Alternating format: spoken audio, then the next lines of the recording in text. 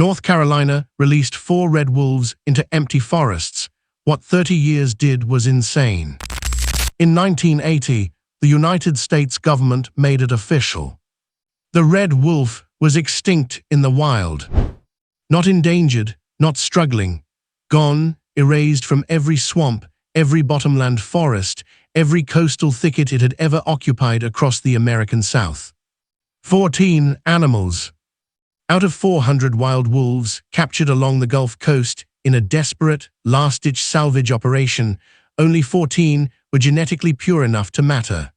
14 animals standing between a species and permanent oblivion, packing on concrete at a zoo in Tacoma, Washington. That was the entire genetic foundation of a species that once ranged from Texas to Pennsylvania. 7 years later, on a cold morning at the Alligator River National Wildlife Refuge in eastern North Carolina, 4 breeding pairs stepped out of transport crates into open forest. It was the first time in American history that anyone had taken a large carnivore extinct in the wild and attempted to put it back. What followed was not a conservation story, it was a war. This experiment would run for over 30 years. It would reach a peak of 120 wolves, a number scientists called a miracle. And then, in the span of a few years, through a series of bureaucratic decisions that were never made public, that population would collapse to 7. Not 700, not 70. 7 wild red wolves left on Earth. And the government agency responsible for saving them had quietly stopped trying. Everything in this timeline comes from the federal recovery plans, the court filings, the U.S. Fish and Wildlife Service's own population reports, and the decades of biological data generated by the biologists who ran this program, many of whom later became its most vocal critics. The official account from the government is that this reintroduction was a genuine, good-faith effort that faced impossible political headwinds. That account is not wrong, but it is incomplete. What nobody in the official record explains is why, in 2012, at the exact moment this population needed the most aggressive management in its history, the federal government began systematically dismantling the very tools that had built it.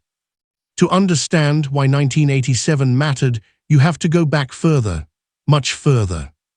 For most of American history, the red wolf was the apex predator of the South.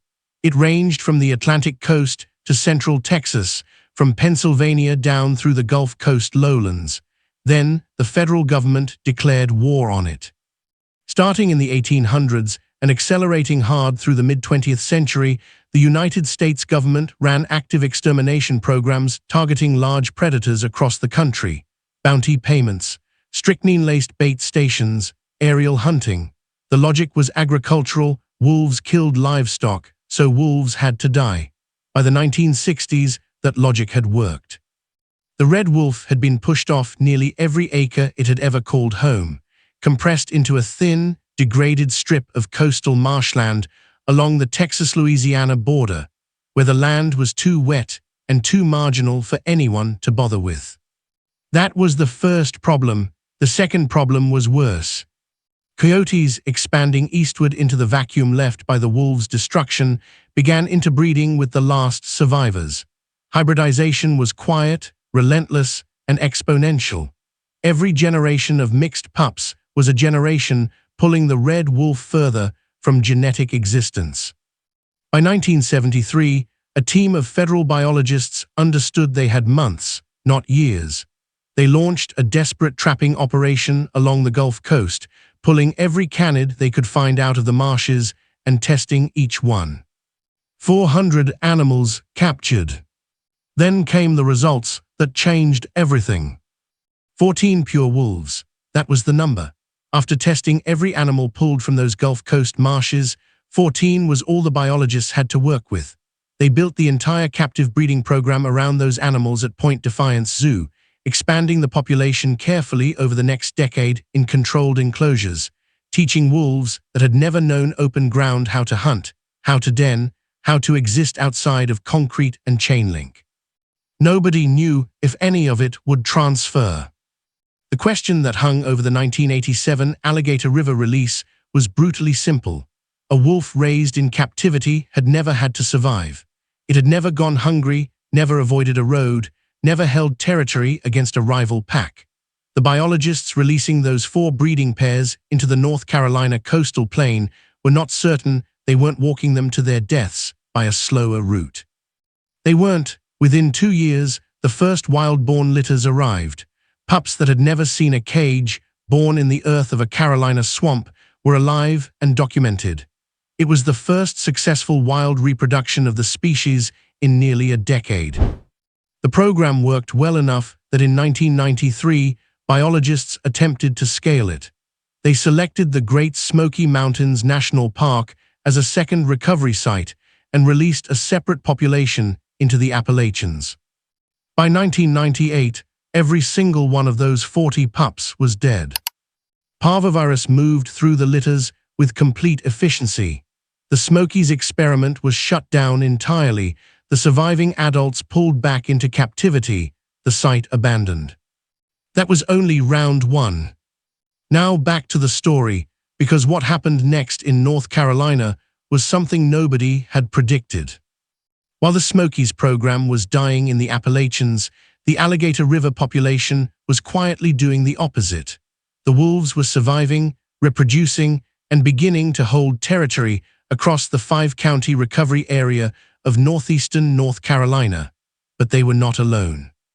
As the wolf population grew, coyotes began pushing into the same landscape, and the same hybridization threat that had nearly erased the species in the 1970s was reassembling itself, this time inside the recovery zone. The biologists had to solve a territorial problem without lethal control. What they developed was one of the most elegant field interventions in the history of wildlife management. They began trapping coyotes inside the recovery area and surgically sterilizing them. The sterilized coyotes were then released back into the exact same territories. They still behaved as coyotes, defending range, marking boundaries, driving off rivals, but they could not produce hybrid offspring. They were holding space that no red wolf hybrid could fill. It worked with a precision that surprised even the program's architects. By 2012, the wild red wolf population had climbed to 120 animals. The International Union for Conservation of Nature recognized the recovery as a landmark achievement. 25 years after 4 pairs had stepped out of transport crates, biologists had pulled a species back from the absolute edge of permanent extinction. 120 wolves.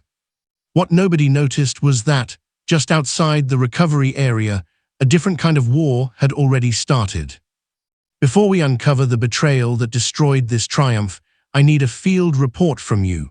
Drop your city and state in the comments below. Are there apex predators currently living near your county, or have they been wiped out completely? Let me know, and let's get back to the collapse. Between 2012 and 2015, the U.S. Fish and Wildlife Service conducted an internal review of the Red Wolf program. What they produced was not a rescue plan. It was a withdrawal. The agency began systematically reducing the tools that had built the population. Coyote sterilization, the single intervention that had driven the recovery from a handful of survivors to 120 animals, was quietly wound down. New wolf releases from the captive population were suspended. Field staff were reduced.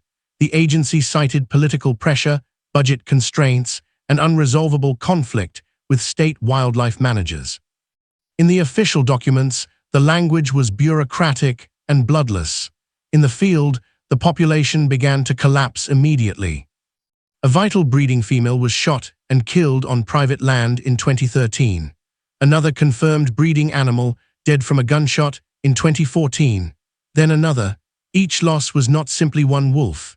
In a population this small, each breeding adult represented a thread of genetic continuity that, once cut, could not be restored from the remaining animals. Go back to 1973, 400 animals trapped, 14 pure wolves confirmed. That was the entire foundation.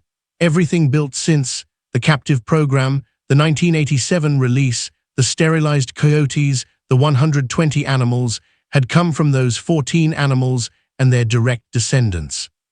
By 2020, the U.S. Fish and Wildlife Service's own population surveys counted 7 known wild red wolves remaining in North Carolina.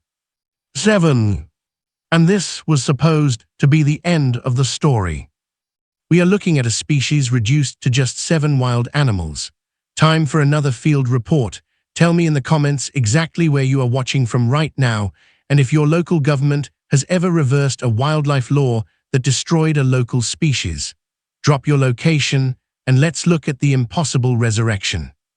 Every species we have ever recovered from the edge of extinction has required the same thing: a sustained, engineered, politically defended human intervention that did not stop. The Red Wolf program did not just save one animal. It built the methodology that every subsequent large predator recovery has operated from. When biologists reintroduced gray wolves to Yellowstone National Park in 1995, an effort now celebrated as one of the greatest conservation achievements in American history, they drew directly on the protocols developed at Alligator River. The captive breeding sequencing, the territorial management strategies, the legal architecture holding federal protection against state opposition, all of it had been stress-tested first in the North Carolina swamps. Through failures the Yellowstone program never had to repeat. The current U.S. Fish and Wildlife Service recovery plan for the red wolf sets a target of 740 animals across a 50-year management horizon. The program is operating today with 31. The gap between those two numbers is not a gap in biology. The wolves have demonstrated, repeatedly and against extraordinary pressure, that they can reproduce, hold territory, and raise wild pups. The gap is entirely a gap in political will and sustained financial commitment, measured across a timeline longer than most government administrations choose to think. 50 years, $25 million for 11 underpasses, hundreds of captive animals maintained in facilities across the country as a living insurance policy against the failure of the wild population. This is what recovery actually costs. Not a single act of protection, a permanent, unrelenting war against the forces, political, biological, and bureaucratic, that are always working in the other direction. Consider the shape of what this timeline reveals. A species was not lost to nature. It was erased by policy, then it was rebuilt by policy, then it was nearly erased again by policy, and then, through the combined force of litigation, mandated management, and a $25 million infrastructure investment from the very government that had abandoned it, it began to come back. The red wolf did not survive because the wild is resilient. It survived because a small number of people refused to stop fighting for it, inside courtrooms and field stations and federal recovery plans for 50 years. If that is true, then everything we thought we knew about extinction is wrong. We have treated it as a biological verdict. It is not. It is a political one. 14 wolves, 4 breeding pairs, 40 dead pups in the Appalachians, 120 animals, then 7, then 31. A highway being redesigned around their survival in December 2024. Each one of those numbers is a decision someone made or refused to make. We spent decades thinking that returning a species to the wild was the hard part. We were wrong. The hard part is the 50 years of unrelenting human commitment that comes after. But North Carolina's swamps are not the only place where that commitment is being tested. In the Netherlands, scientists released 3 bison onto collapsing coastal dunes, and what happened next rewrote the textbooks on ecological restoration entirely. Click the video on your screen right now to see what 3 animals did to a dying landscape. Subscribe to the channel to join the research collective, and we will see you in the next file. Extinction is not the end of the story. It is just the moment the political war begins.